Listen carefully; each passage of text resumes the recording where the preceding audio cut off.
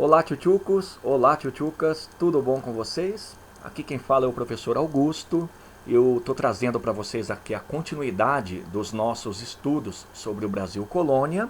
E nessa aula, tchutchucos, eu vou trabalhar a primeira parte das rebeliões coloniais, tá? Mas para que vocês entendam e para que tudo tenha sentido, eu vou pedir para vocês abrirem na página 119 da nossa apostila. Vamos lá? Galera, é o seguinte, essa parte final do período colonial, muitos historiadores chamam de crise do sistema colonial, tá? Equivale mais ou menos ao período do século XVII até o século XIX, tá certo? Só que eu peço aqui para vocês tomarem cuidado, por quê?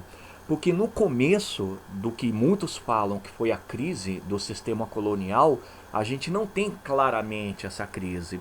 O que nós temos é um anúncio, tá? Mas para vocês se orientarem. Lembra quando eu tratei com vocês das invasões holandesas ao Brasil? E mais especificamente, quando eu falei da segunda invasão e logo a expulsão dos mesmos da região pernambucana? Pois bem, a partir de 1654, a gente começa a perceber sim uma crise do sistema açucareiro, ok?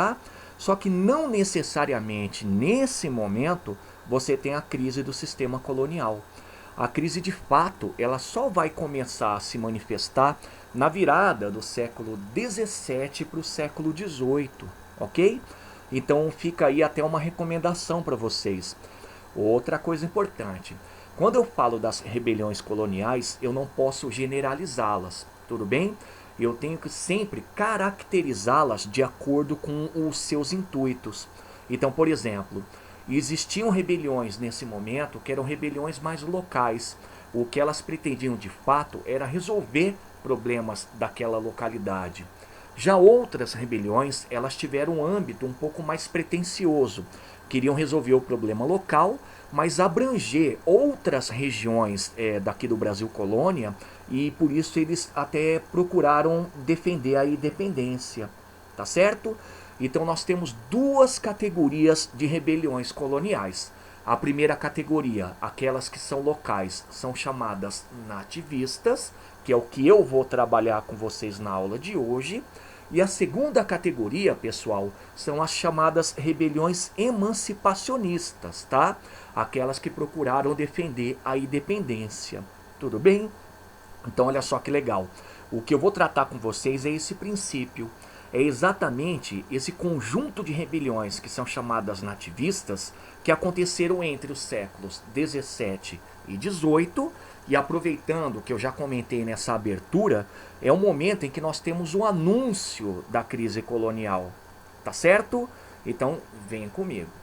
Pessoal, esse primeiro conjunto, essa primeira caracterização que eu dei para as rebeliões, as chamadas nativistas, elas merecem duas considerações, tá? A primeira consideração é que todas elas procuravam, quando eu falo de resolver problemas locais, se colocarem contra os abusos coloniais. Muitos chamam esses abusos coloniais de arroxo, tá legal? E é uma coisa inerente ao pacto colonial. Por quê? Porque dentro das pretensões máximas do pacto colonial, a gente tem que lembrar que a metrópole ela sempre exige da colônia materiais, né, como matéria-prima e metais preciosos, mas ao mesmo tempo lucro. Tá legal? Até porque esses materiais que vêm das colônias são revendidos, são entesourados, são manufaturados, tá certo? Então o que acontece é que esses abusos coloniais, eles passam nesse momento a serem um pouquinho mais agressivos. E eu explico já por quê. Não é crise do sistema colonial, é um anúncio.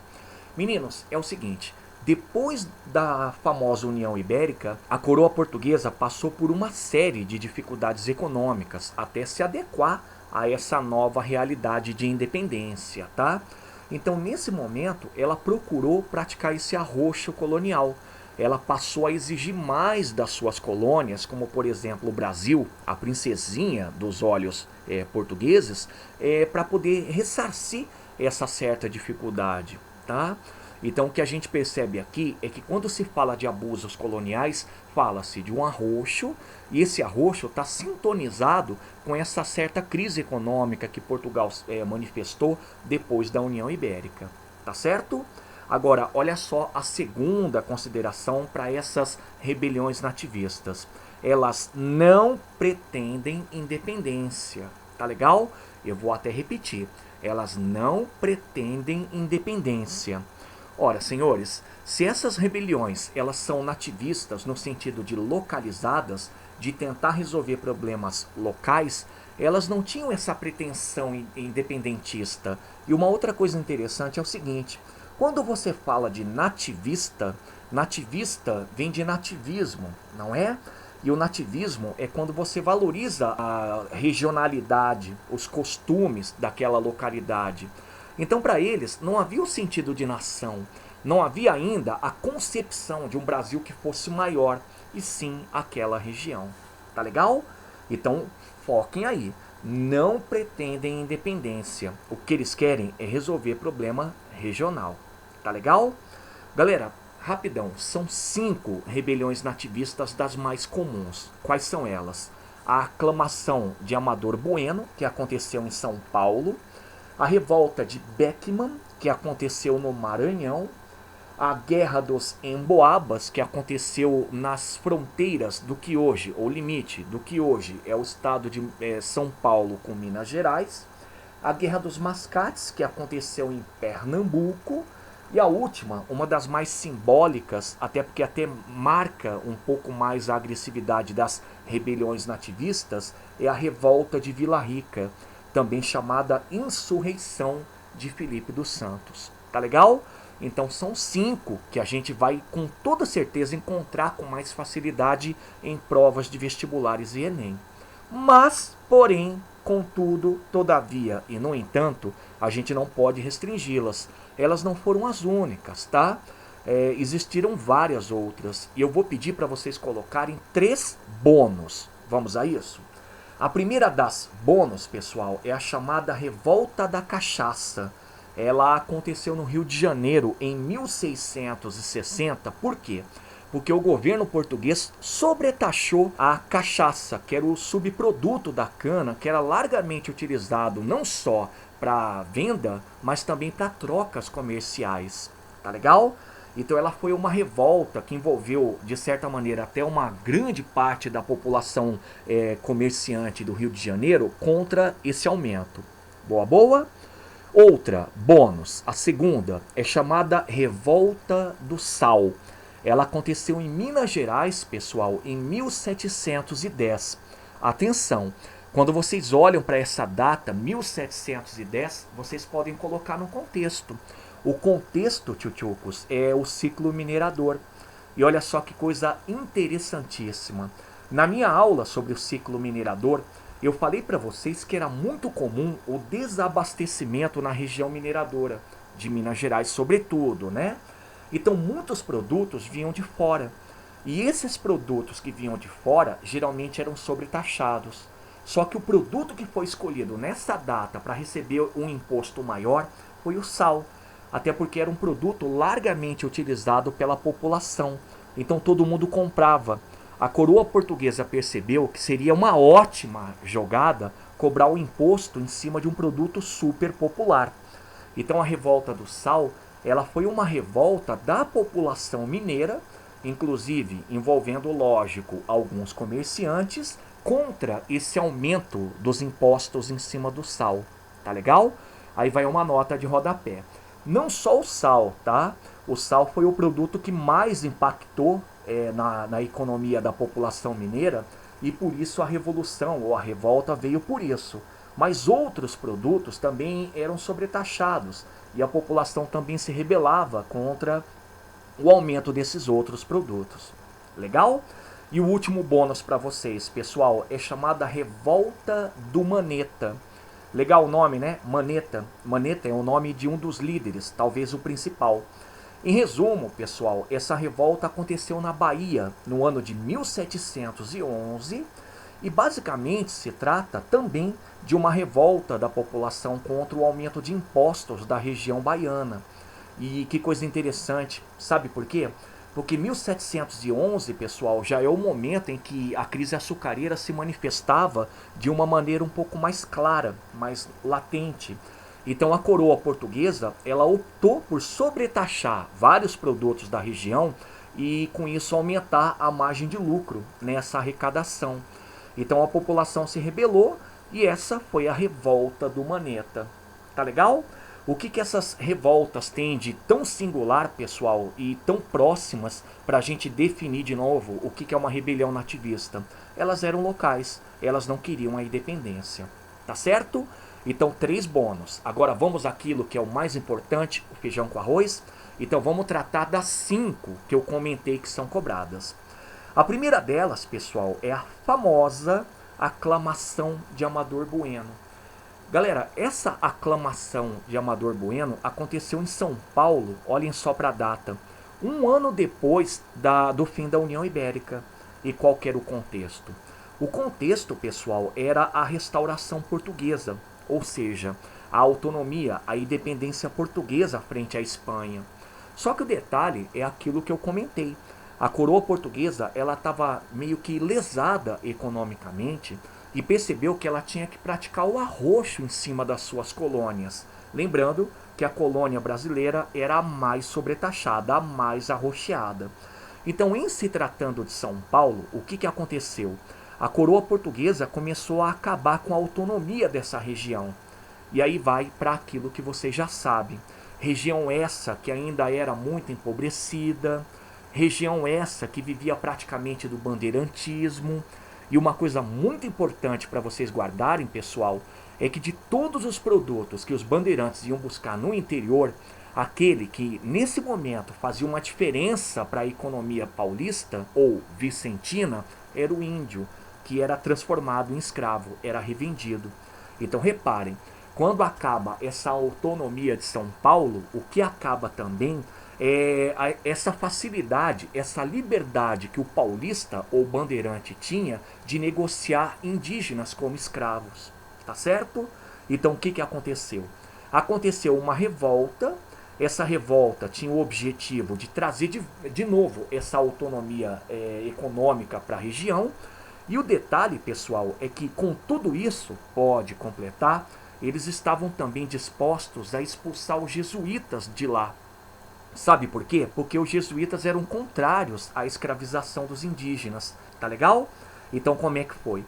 Galera, aconteceu que alguns comerciantes de indígenas, paulistas, lógico, também chamados, eu peço até para vocês facilitarem nos estudos, colocarem como bandeirantes, se rebelaram, expulsaram os jesuítas da região e ainda, tchutchucos, pode circular com muita garra. Aclamaram um comerciante muito forte de origem espanhola da região como rei. Agora, toma cuidado, não significa que essa região queria se separar. O que significa é que, colocando esse Amador Bueno, eles estavam querendo colocar uma espécie de um vice-rei na região. Tá certo? E olha só como deu tudo errado. O Amador Bueno, ele acabou não aceitando essa aclamação, até porque ele sabia que isso seria muito complicado. Todo tipo de liderança que vai contra o rei ou vai contra o sistema colonial e não sendo claramente um membro da elite portuguesa podia ser morto. Então ele não aceitou. E como ele não aceitou, o movimento acabou sendo encerrado sem nenhum tipo de ação um pouco maior. Tá certo? Então essa é a aclamação de Amador Bueno. O que é importante guardar? É nativista, porque a grande pretensão é reconquistar a autonomia econômica de São Paulo ou São Vicente, e ao mesmo tempo quem se rebelou foram comerciantes paulistas, foram bandeirantes. Certo? Vamos olhar a segunda? Então olha só. A segunda, pessoal, é uma das mais interessantes quando eu falo de rebelião, que tendeu a se colocar contra a opressão metropolitana, e é chamada Revolta de Beckman. Tá certo? Ela rolou no Maranhão e a data, tchutchucos, é 1684. Qual que é o contexto? O contexto é que o Maranhão vivia basicamente de 3 coisas. Primeiro, da pecuária, a pecuária que ficava no interior e abastecia a região de Pernambuco. Segundo, as drogas do sertão, drogas essas que eram extraídas ali na região amazônica, né, na bacia amazônica. E o último produto, pessoal, que é o que estava em grande crise, era o algodão. Meninos, e o detalhe interessante, a crise era tão clara que grande parte dos produtores de algodão dessa região passaram a escravizar indígenas para não ter que comprar o escravo negro africano porque ele era muito caro. E aí o que aconteceu? Aconteceu aquilo que todo mundo tem que manjar. Os jesuítas, eles se colocaram contra essa escravização. E aí o que a coroa fez? Como medida paliativa, como medida de tentar contornar essa crise econômica e agora esse problema que os maranhenses estavam encontrando junto aos jesuítas, foi criada uma empresa chamada Companhia de Comércio do Maranhão. E a essa empresa, pessoal, foi entregue um monopólio comercial da região. O que essa empresa tinha que fazer? Ela tinha que vender os produtos que vinham de Portugal a preços mais cômodos. Essa empresa tinha que vender também escravos a preços mais suavizados e até financiados. E o mais interessante é que a empresa ela também compraria os produtos maranhenses, as drogas, o algodão. Galera, só que como eu disse, ela foi uma medida paliativa. Sabe por quê? Porque essa empresa ela nunca cumpriu com os papéis que lhes foram impostos. E aí o resultado foi isso aqui. Alguns líderes que eram ligados a senhores de engenho começaram a se rebelar. O maior exemplo são os irmãos Beckman, pessoal. Eram senhores de engenho que viviam da atividade algodoeira e, de certa maneira, também financiavam a extração de drogas do sertão e estavam passando por uma série de situações de crise financeira. E o que eles propunham? Quais eram os objetivos? O primeiro objetivo dessa rebelião era expulsar os jesuítas, e eles fizeram. Mas a segunda, pessoal, que deu um trabalhão, era extinguir a Companhia de Comércio do Maranhão. Afinal de contas, essa empresa, como vocês já sabem, ela não estava fazendo aquilo que ela tinha que fazer. Então, qual foi a ação? Os irmãos Beckman e todos aqueles que estavam sentindo essa crise econômica participaram da ocupação do governo da cidade de São Luís, inclusive até expulsando o governador da região. Tchutchuco, só que a reação portuguesa foi muito bruta. Ela mandou tropas para a região, ela prendeu todos os líderes e a partir dessa prisão, pessoal, ela tomou duas atitudes. Ela executou aqueles que tinham mais importância, como por exemplo um dos irmãos Beckman, e por outro lado, pessoal, ela aboliu, ela fechou a Companhia de Comércio do Maranhão. Pessoal, o que é legal é que mais uma vez essa revolta, ela demonstrou o caráter nativista. Ela demonstrou que o grande intuito era resolver o problema da região, certo? Mas vocês perceberam que a reação da coroa portuguesa foi muito dura? Essa dureza demonstra que o grande espírito do pacto colonial tinha que prevalecer. As rebeliões elas tinham que ser esmagadas, porque se elas tivessem sucesso e pudessem passar adiante a ideia de que tudo era possível, o pacto colonial com toda certeza seria abolido. Tá certo? Então o que é importante guardar da revolta de Beckman? Ela está num contexto de crise econômica da região maranhense. Ela teve como grande liderança os irmãos Beckman, fazendo parte da camada dos senhores de engenho, ou pode colocar dos latifundiários, e o grande desfecho foi a violência da metrópole, a violência portuguesa. Tudo bem? Vamos olhar a terceira? Senhores, a terceira é uma das mais legais quando a gente fala de desdobramentos do ciclo minerador. Eu posso até dizer que ela foi mais uma das consequências do ciclo minerador. É a famosa Guerra dos Emboabas. Aonde ela aconteceu? Ela aconteceu em Minas Gerais entre os anos de 1708 e 1709, tá? E qual que era o contexto? Pessoal, o grande contexto, lógico, já é, nessa data, a exploração aurífera na região de Minas Gerais, tá ok? Só que por esse contexto a gente pode tirar o seguinte: quem estava tentando monopolizar toda a extração e ao mesmo tempo controlar as regiões mineradoras eram os descobridores, eram os bandeirantes paulistas, tá? Só que do outro lado existia também a presença daqueles que não eram da região. Eles eram genericamente chamados, pessoal, de emboabas. E por que o nome? É um termo pejorativo, inclusive, para todo aquele que é forasteiro, não é da região de Minas Gerais, ou não é um bandeirante. Então havia um contexto de disputa que era mais ou menos o seguinte.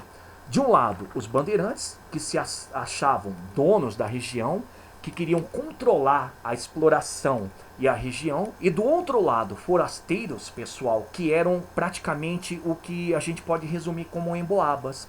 Agora, vem aí um detalhe que eu acho muito interessante. Senhores, os paulistas, eles eram mais, digamos, empobrecidos, porque estando nessa região e ainda vivendo dessa labuta da exploração aurífera, eles não tinham tanto sucesso, tá legal? Agora, os forasteiros não. Os forasteiros, pessoal, eles assumiram rapidão a função de comerciantes, então foram enriquecendo.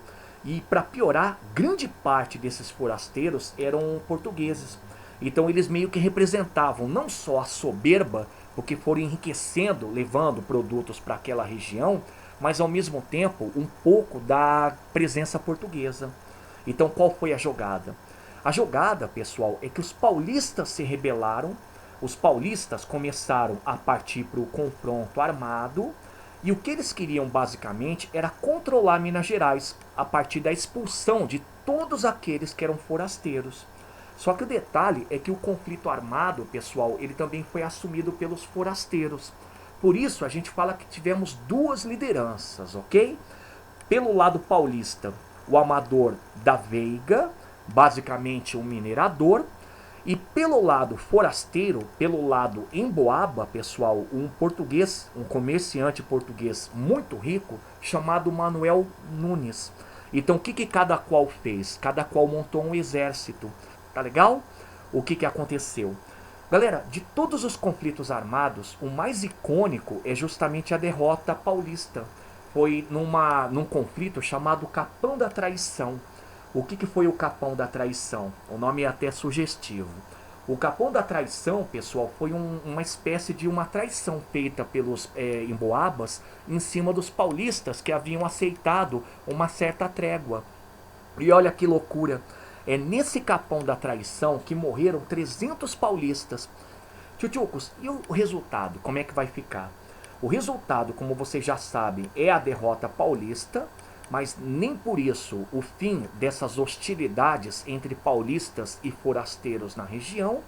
Mas o mais legal é que a coroa portuguesa ela acabou criando a capitania de Minas Gerais. Para quem não sabe, pessoal, a capitania de Minas Gerais era ligada a São Paulo, tá? Então, a partir do resultado da derrota paulista e da pretensão da coroa de controlar essa exploração aurífera, impedindo ao máximo até essas rusgas entre aqueles que moravam na região, ela criou a capitania de Minas Gerais, tá certo? E a partir da criação da capitania de Minas Gerais, lembra lá, nós temos a criação do órgão mais importante dessa região, ou consolidação desse órgão, que é a Intendência das Minas. Mais tarde, nós temos a criação da Casa de Fundição. Lembra lá daquela aula do ciclo minerador, a instituição dos impostos, como por exemplo, o quinto, a finta e por aí vai. Tá certo? Entenderam? Então vamos saltar para a quarta revolta desse período, pessoal. A quarta revolta nativista é a popular Guerra dos Mascates. Tchutchucos, primeiro, eu adoraria que vocês traduzissem o termo mascate, tá certo? Mascate, pessoal, é um termo pejorativo que todo brasileiro dava a comerciante. Só que nessa época, mascate era um termo genérico para também portugueses. Até porque muitos portugueses da região pernambucana viviam da atividade comercial. Tudo bem? Então, já até mencionei. Ela foi um conflito, uma revolta que aconteceu em Pernambuco, entre os anos de 1710 e 1711. E qual que é o contexto? O contexto, pessoal, é um conflito que existia entre duas cidades. A cidade de Recife, que na verdade era uma cidade que a gente vai chamar de submissa, contra Olinda, pessoal, que era a cidade mandatária. Agora, por que acontecia esse conflito? Galera, a cidade de Recife, basicamente, era uma cidade de reduto dos comerciantes portugueses. E detalhe, nesse momento, se vocês olharam a data, vocês já estão sacando qual é o momento, nós temos já o anúncio da crise açucareira. Então esses comerciantes, eles foram enriquecendo demais nessa crise açucareira. Como? Emprestando dinheiro aos olindenses, vendendo produtos de forma muito mais eficaz na região. Enquanto do outro lado, pessoal, a cidade de Olinda passava por uma situação diferente. Olinda era o reduto, era praticamente a moradia de todos os senhores de engenho de Pernambuco. Só que como era uma crise açucareira, esses senhores de engenho moravam numa cidade que já estava em decadência, assim como eles também. Então eles eram aqueles que pegavam empréstimos dos comerciantes, eram aqueles que pagavam mais caro pelos produtos que os comerciantes vendiam. Só que o detalhe, tio, é que Olinda era a capital. Então havia também uma briga relacionada a ego.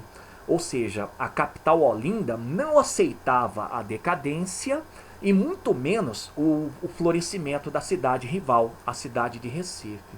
Tá certo? Então o que aconteceu? O que aconteceu, pessoal, é que os senhores de engenho de Olinda começaram a perceber que eles tinham que colocar um ponto final nesse crescimento de Recife. E adivinha qual foi a gota d'água? A gota d'água, pessoal, foi quando a coroa portuguesa transformou Recife numa cidade independente. Então, os senhores de engenho, eles foram para cima de Recife, não só para aplacar a situação pela qual eles estavam passando, mas para impedir que a cidade se tornasse independente. E o principal líder, tio-tchucas, foi o Bernardo Vieira. Muitos devem estar se perguntando, mas prof, que Olinda deixasse Recife se tornar independente, né? Qual que é a diferença? Galera, há uma grande diferença. A grande diferença é uma diferença econômica. Primeiro porque Recife era uma cidade que detinha os créditos e grande parte desses créditos podiam ser cobrados e isso faria com que os senhores de engenho entrassem em decadência maior. E por outro lado, a cidade de Recife abrigava o principal porto dessa região pernambucana. O porto de onde partiam os açúcares e outros produtos da região para o mercado externo. E ao mesmo tempo, pessoal, o porto que recebia produtos de fora. E esses produtos, eles pagavam impostos. Eles eram importantes para a manutenção da economia diária de Pernambuco. Beleza? Então o que os olindenses fizeram? Eles invadiram Recife, aprisionaram alguns comerciantes da cidade e de quebra, pessoal, ainda derrubaram o Pelourinho. E o que é o Pelourinho? Na época, o Pelourinho ele simbolizava a autonomia de uma cidade.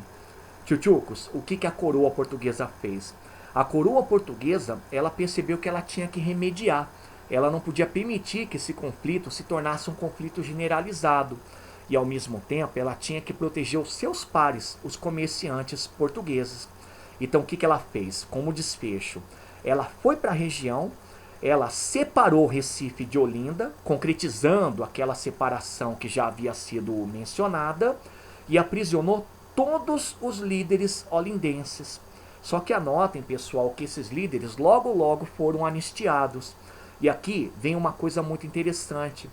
Todos os líderes de rebelião que fossem ligados à elite, geralmente eram perdoados, tá? Então esses caras, no caso, foram perdoados porque sendo membros da elite, eles tinham uma certa regalia. E por outro lado, eles faziam parte também ainda do sistema econômico. Tá legal? Então essa foi a Guerra dos Mascates, beleza? Vamos olhar então agora a última, a quinta e última revolta ou rebelião nativista? Então pode circular. Geralmente bastante cobrada nos vestibulares, pessoal. É chamada Revolta de Vila Rica ou Insurreição de Filipe dos Santos. Beleza? Aonde aconteceu, pessoal? Aconteceu em Minas Gerais. E mais uma vez, tchutchucos, ligado ao contexto minerador. Só que se vocês observaram a data, 1720, tem bastante ligação com a criação da Casa de Fundição. Então qual que é o contexto? O contexto, pessoal, é que A coroa portuguesa, ela estava muito preocupada com os desvios e contrabandos de ouro que eram praticados na região de Minas Gerais. Aí lembra lá daquela aula que eu passei para vocês sobre ciclo minerador, e quando eu disse que grande parte desse ouro era desviado como? Era desviado em estátuas, era engolido, era contrabandeado dentro de mercadorias. Então a coroa portuguesa percebeu que tinha que criar um órgão que completasse a intendência das minas para poder arrecadar mais. E eis aí a casa de fundição. Galera, só que o detalhe é que não bastasse a criação da casa de fundição, pode circular. A coroa portuguesa proibiu que todo o ouro em pó fosse usado dentro de Minas Gerais. Então a circulação de ouro tinha que ser feita de forma amoedada. E adivinha? A casa de fundição é que faria a transformação do ouro em pó ou ouro bruto em moeda. Pessoal, agora, por que isso era um grande problema? Vem cá, vocês vão entender agora. Para o minerador pobre, aqueles que eram os mais comuns, era um problema porque a casa de fundição ela fazia o seguinte: ela arrecadava o quinto a partir do momento em que você, por obrigação, levasse o seu ouro descoberto para lá.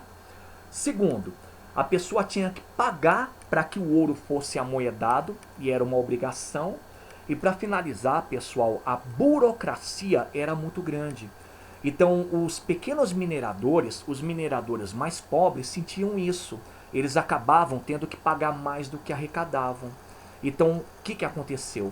Ela foi uma revolta dos mineradores pobres, liderados pelo Filipe dos Santos, e o grande objetivo era impedir que essa casa de fundição, ou que as casas de fundição, fossem criadas e difundidas dentro da região mineradora.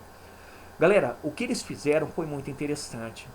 Esses mineradores, liderados pelo Filipe dos Santos, cercaram a cidade de Vila Rica e começaram a fazer algumas exigências.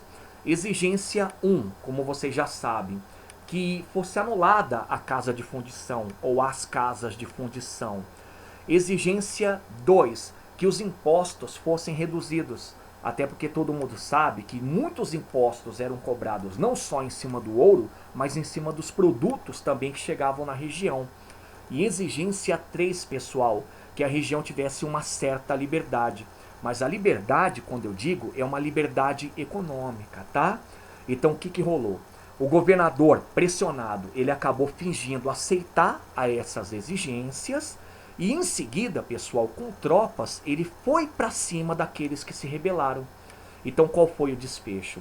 O desfecho claramente foi a derrota dos mineradores. A coroa portuguesa criou e efetivou as casas de fundição e alguém teve que pagar, né? Senhores, de todos os revoltosos, quem pagou foi o Filipe dos Santos. Era o mais pobre, era mulato, e uma coisa interessante é que a execução dele era uma execução que se tornava padrão dentro da punição no sistema colonial. Ele foi enforcado e esquartejado. Tá certo? Então tá aí, pessoal, revolta de Vila Rica ou insurreição de Filipe dos Santos. O que é importante guardar? É importante guardar que ela teve a ver com o desdobramento da exploração aurífera em Minas Gerais. Ela teve como liderança os mineradores e o desfecho muito violento. Tá certo? Então tá aí conteúdo dado. 5 revoltas nativistas. Lembrando, essa é a primeira parte da minha aula, a minha grande aula sobre as rebeliões coloniais. E tchutchucos, além dessas 5, eu peço para vocês sempre guardarem no coração aquelas 3 bônus que eu mencionei no começo. A revolta da cachaça no Rio de Janeiro, a revolta do sal em Minas Gerais e a revolta do maneta lá na Bahia. Legal? Então vamos resolver 2 exercícios? Então vem comigo. Pessoal, abre lá na página 123 e peguem a questão 1 da Unicamp. Olha lá, uma questão clássica, e ela diz assim: com relação aos movimentos nativistas na história do Brasil, assinale, cuidado, a incorreta. Legal? Então, peraí, para vocês acharem a incorreta, vamos começar pelo básico. Movimentos nativistas é a mesma coisa que rebeliões nativistas ou revoltas nativistas, tá? elas não pretendem romper com Portugal, elas não pretendem a independência, elas são regionais e o grande intuito é resolver problemas da região quanto ao arroxo colonial, tá certo? Agora tem que colocar dentro de um grande contexto, né? O grande contexto, pessoal, é que esses movimentos nativistas ou revoltas nativistas aconteceram a partir de 1640. Momento esse em que nós temos o fim da União Ibérica e com isso uma coroa portuguesa que está começando a passar por certa crise econômica. Tá legal? Então pensa nisso, olha para as alternativas e identifica aquela que não tem nada a ver com o nativismo. Acharam? Posso soltar? Tá aqui, galera. Alternativa C de carambola. Dá uma olhada por quê? Porque a C diz: foram movimentos já marcados pelo ideal de nação e pela ideia de que a solução para os problemas específicos só seria alcançada com o quê? Olha o erro. Independência de Portugal. Pode reparar que todas as demais, elas se enquadram naquilo que a gente veio tratando durante essa aula. Boa, boa? Vamos olhar a seguinte? Dá uma olhada aqui, pessoal. Um pouquinho pior. É uma tijolada, tá? Tá na página 124, é o exercício 5 da Federal de Santa Maria. Olha lá. Escravos, colonos, mineiros, padres, poetas, militares e até senhores de engenho se revoltaram contra a dominação portuguesa nos tempos coloniais. Tá, peraí, muitos devem estar se perguntando. Padres, poetas, militares, professor, mas eles não fazem parte dessas rebeliões nativistas, né? Não. Até porque a questão ela está generalizando. Ela está falando, olha lá, de revoltaram. Então também está mencionando claramente as rebeliões de caráter emancipacionista, tá? Mas vamos continuar lendo. Nesse sentido, pode-se considerar que há, e pode reparar, pessoal, que esse que há tem a ver com as revoltas de caráter nativista. Estão vendo aqui? Filipe dos Santos, Emboabas, revolta de Beckman, ou rebelião de Beckman, guerra dos Mascates. Então fiquem tranquilos, por quê? Porque a questão tem a ver com as revoltas nativistas. Vamos olhar a primeira assertiva então? A primeira diz: a revolta de Filipe dos Santos, está lá a data, 1720, refletia posições antagônicas, ou seja, a tentativa de Salvador continuar dominando o Rio de Janeiro e de o Rio de Janeiro tornar-se independente de Salvador. Vai lá, pessoal, verdadeiro ou falso? Falso, né, galera? Pelo amor de Deus. Falso por quê? Porque primeiro a gente tem que lembrar que a revolta de Filipe dos Santos, ou insurreição de Filipe dos Santos, ou ainda revolta de Vila Rica, ela foi uma rebelião contra a casa de fundição. Só que o detalhe, além disso, é guardar que aconteceu aonde? Em Minas Gerais. Aqui está dizendo Salvador. Tá legal? Então vai para a segunda assertiva. A Guerra dos Emboabas, que se travou na divisa de São Paulo com Minas Gerais por causa de uma região rica em ouro, provocando a morte de muitos colonos. O que vocês acham? Opa, certíssima, né, pessoal? A Guerra dos Emboabas aconteceu exatamente nessa divisa, nessa fronteira entre São Paulo e Minas, né? E a grande jogada era o quê? Era controlar essa rica região aurífera. Boa, boa? Vamos olhar a seguinte? Então vai lá, terceira assertiva, diz assim: a revolta de Beckman em 1684 no Maranhão pode ser considerada a primeira rebelião de cunho social no país, pois, com o apoio dos jesuítas, uniu brancos, escravos negros e índios contra os desmandos da coroa lusitana. Galera, já nem dá para engolir, né? Ela está totalmente errada, porque a primeira coisa que a gente tem que lembrar é que a revolta de Beckman, ela não foi uma revolta que teve apoio dos jesuítas. Ela opôs os senhores de engenho ou latifundiários maranhenses aos jesuítas, tá certo? Então já está errada, já pode tirar, beleza? E aí tem mais um errinho. O outro errinho, pessoal, é lembrar que ela não foi a primeira rebelião de cunho social. A primeira rebelião de cunho social, se a gente puder analisar dessas que a gente discutiu, vamos lá, podia ser a revolta de Filipe dos Santos, tá certo? E a última, pessoal, a quarta assertiva. Ela diz: a Guerra dos Mascates de 1710 objetivava o fim da dominação portuguesa, a independência do Brasil, o fim das desigualdades sociais e a instalação de um governo republicano. Tá errado, né? Tá errado por quê?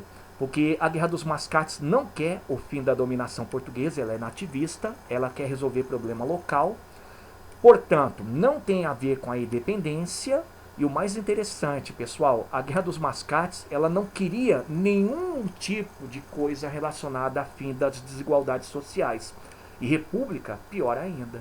Então, errada totalmente, somente a segunda assertiva está certa, a alternativa correta, B. B de beleza. Joia? Tchutchucos, então tá aí, conteúdo dado. E qualquer problema, não se esqueçam, me procurem no WhatsApp. Mas sempre, sempre leiam e resolvam aos exercícios. Tá legal? Então um forte abraço e até a próxima.